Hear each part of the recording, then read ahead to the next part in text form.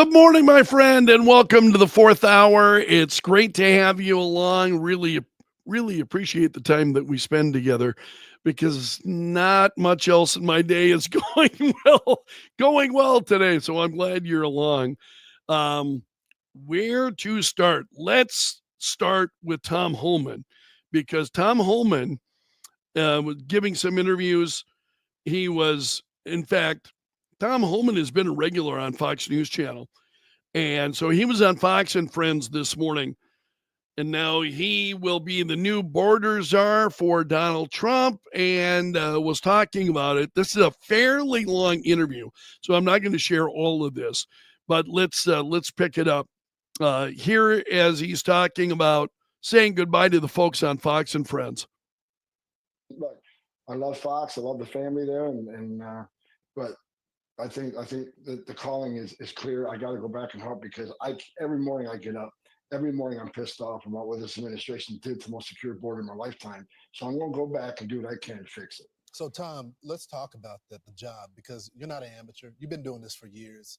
You're a beat cop. Also, you worked the border before, went over to ICE. You've done it all. What does the process look like? Because I think some people get the impression that you're shooting from your hip, but you know what you're doing here, right? I know exactly what I'm doing. And look, this is the second time I get out of retirement for this president. And because it matters. And look, I was a border patrol agent. I wore love that this guy. uniform, and I'm proud that I wore that uniform. So, and I was an ICE agent. I was the first ICE director that actually came up through the ranks.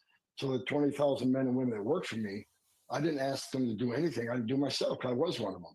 So look, I know the border, and I know there's a lot of great patriots. Look, I shut my phone off Friday night because I couldn't handle the phone calls, the texts, and emails from thousands of ICE agents and border patrol agents excited about the rumor I'm coming back. But more importantly, that thousands of retired agents, retired border patrol agents, retired military that want to come in and volunteer to help this president secure the border and do the deportation operation. So I've been off the grid for 3 days just because I couldn't handle all the phone calls, and plus all the death threats rolling in. Wow. My family's not at home right now because that's starting. But that's something we're going to deal with. They're not going to bully me away. They're not going to shut me up. They're not going to make me go away. This is the biggest national security vulnerability this nation has seen since 9/11. We have to fix it. And that guy is absolutely incredible. And so again, you can find that entire interview at foxnews.com. But pretty incredible to watch him. Really inspiring, I think. And you hear him talking about working his way up through the ranks. He was a border patrol agent, or ICE agent, so on. Just absolutely incredible. Let's stay on him for a moment because this was another interview that he did on Fox, and this is Maria Bartiromo asked him a question about the border and Donald Trump, and the fact that Donald Trump has said we're going to deport these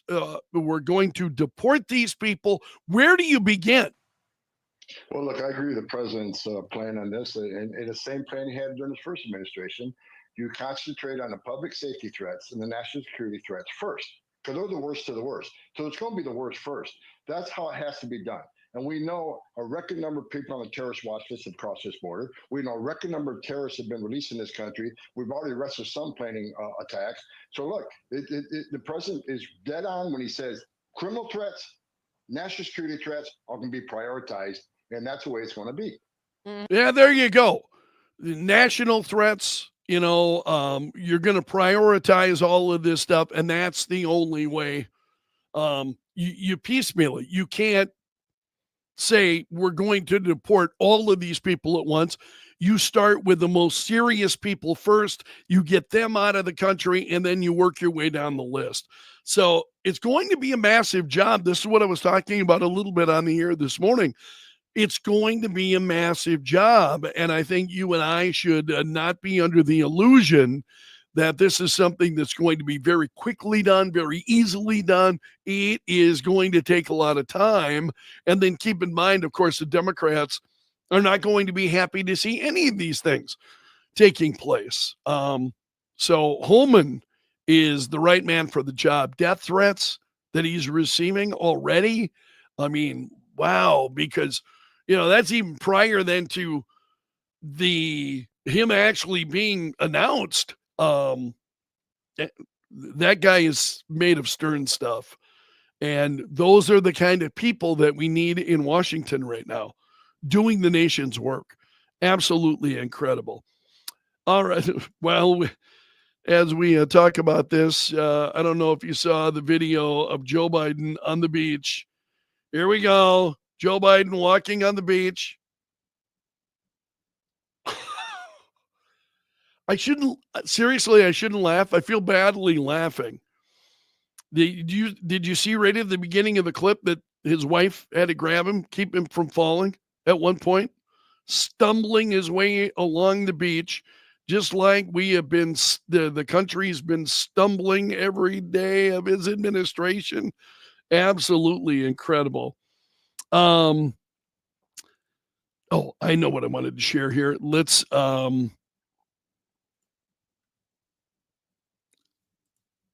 now we'll end with this. We talked about this a little bit this morning. Senate GOP leadership candidates supporting Donald Trump's request to agree to recessed appointments.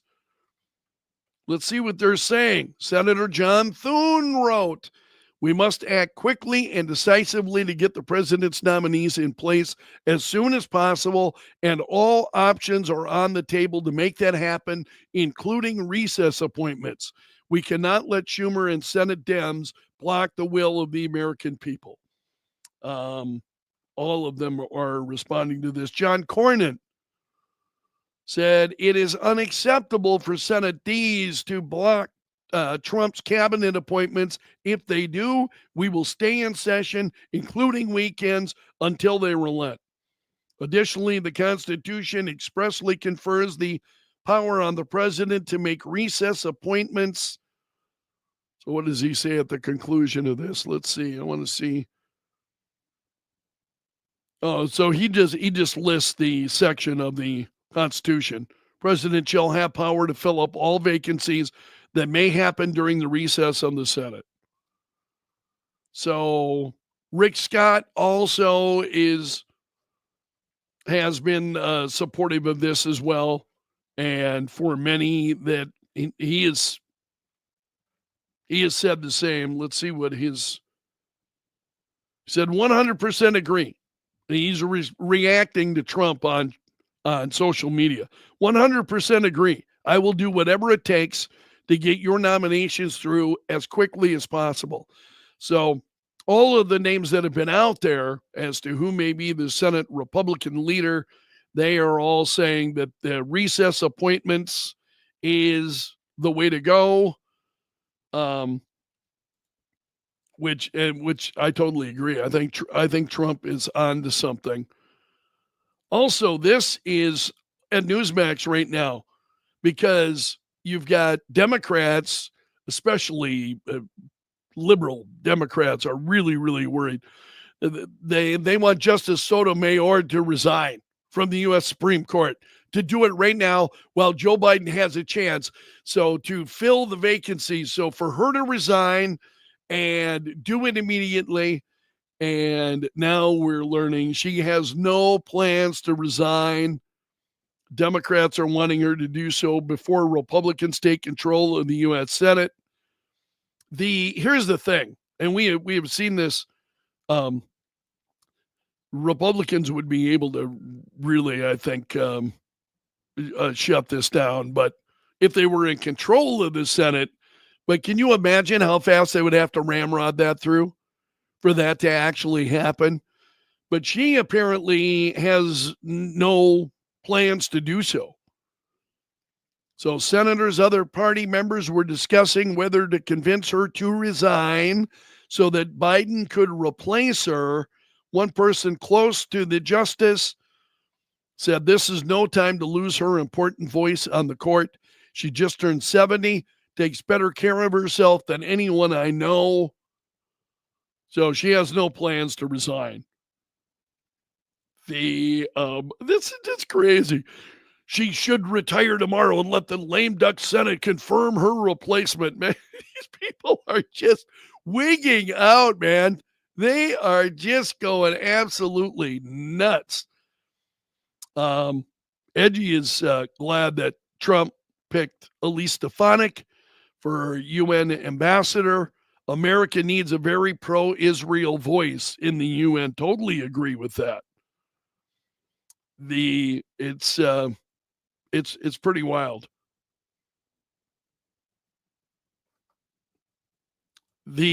And Jay is saying, my mother is 80. It's difficult, for her to keep her balance on uneven or soft surfaces. Yeah, it is for me too. It is for me too, especially since my stroke. My balance is so it does that, plus just being 60 years old, and I'm not very handy anyway. I never have been.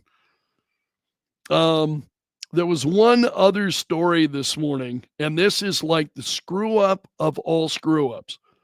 Now, this is not political, but this is just absolutely amazing.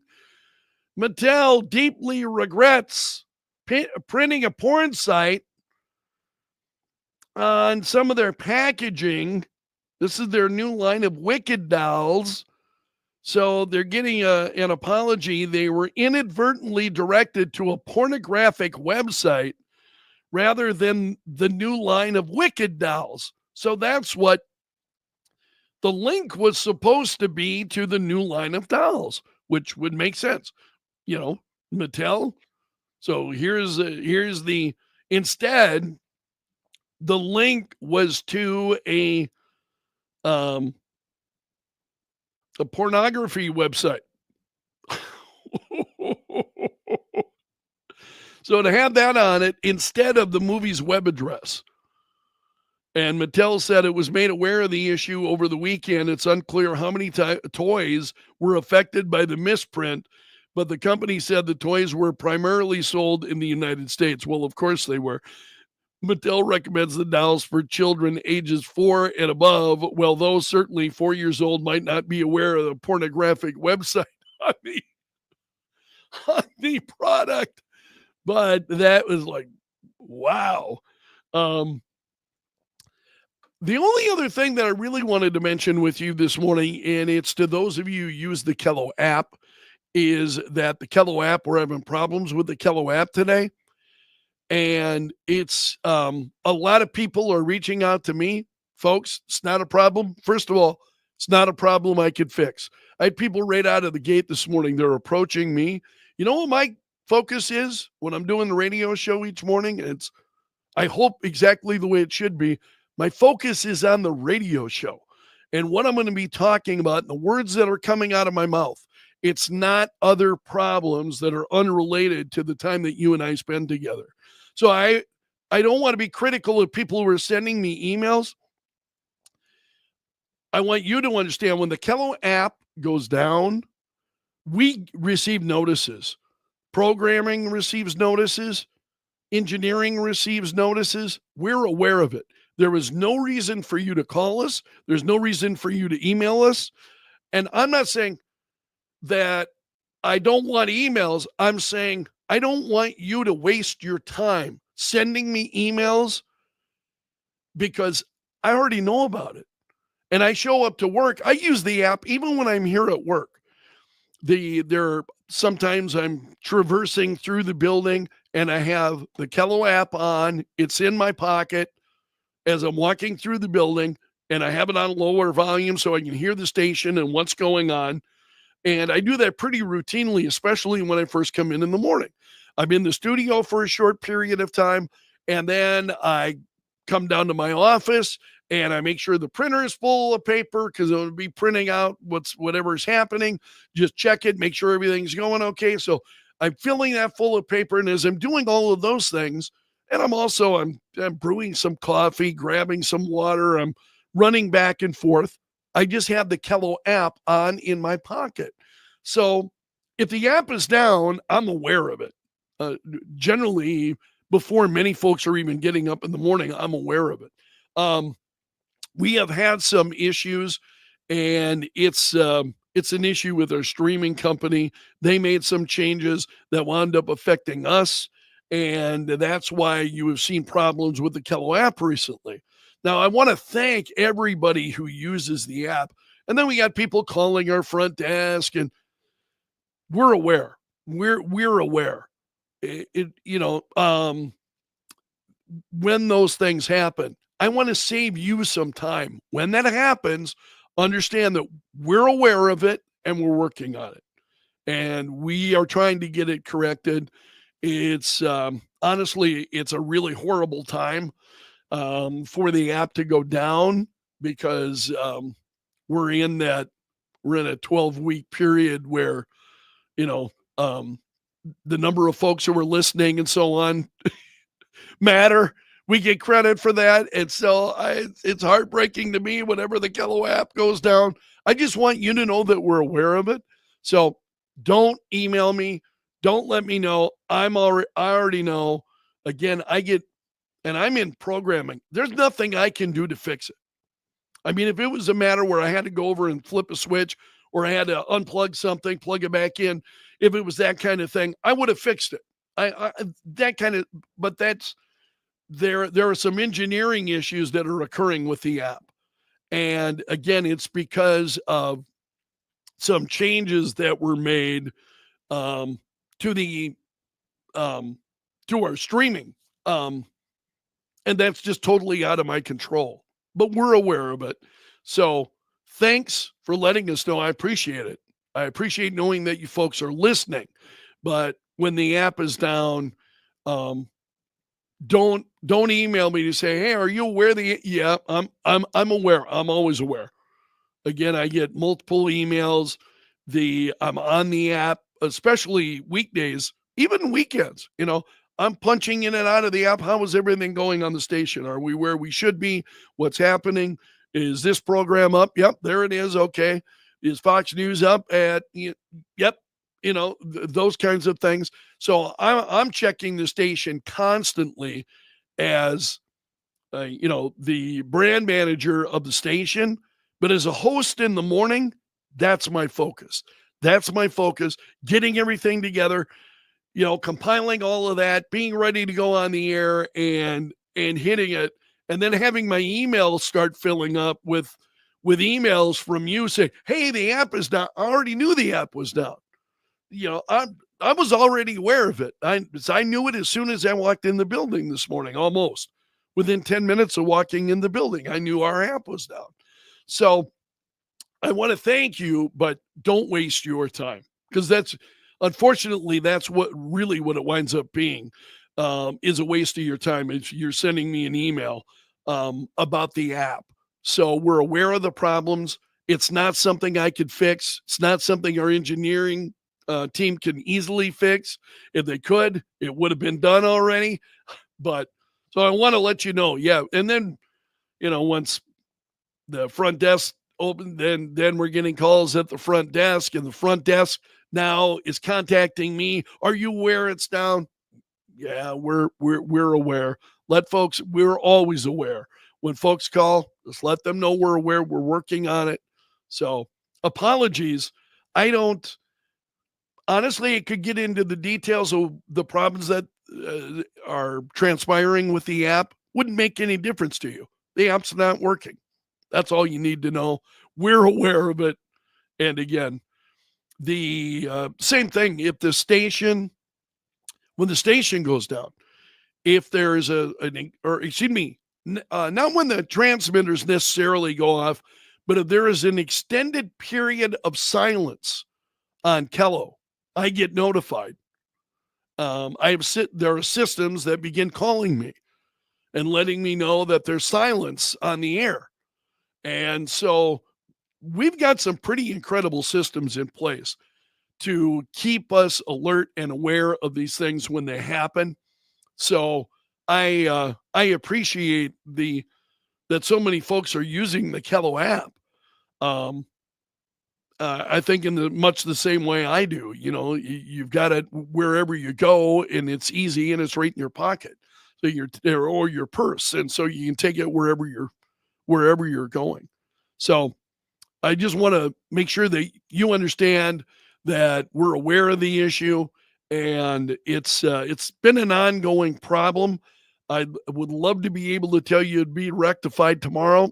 I don't know that that'll be the case. Generally, when our app is down, it's a period of hours versus days. So hopefully it will be back up. That's not to say that it won't go down again. Likely it will. It's been doing that, unfortunately, a lot lately. But those are issues that our company is trying to get resolved. So I wanted to touch on that at least for a little bit this morning. And again, I don't mean to sound critical if you're emailing me, but my friends, I get a ton of emails. I do. I just get a host of email. I get a lot of email. There's no need for you to send me another one that, when I'm already aware of the issue, it's a waste of your time. We understand, we know, we're working on it, and we'll get it corrected just as soon as we can. So that's all I'm going to share with you today. I want to thank you so much for being here. I do appreciate it, and I enjoy these visits between us. So thanks, my friends. Again, today is Veterans Day. So remember our country's veterans, both past and present, folks who have served. Really appreciate their service, their sacrifices, very much so. We'll leave it there for today. So long until next time, my friend. See you again soon.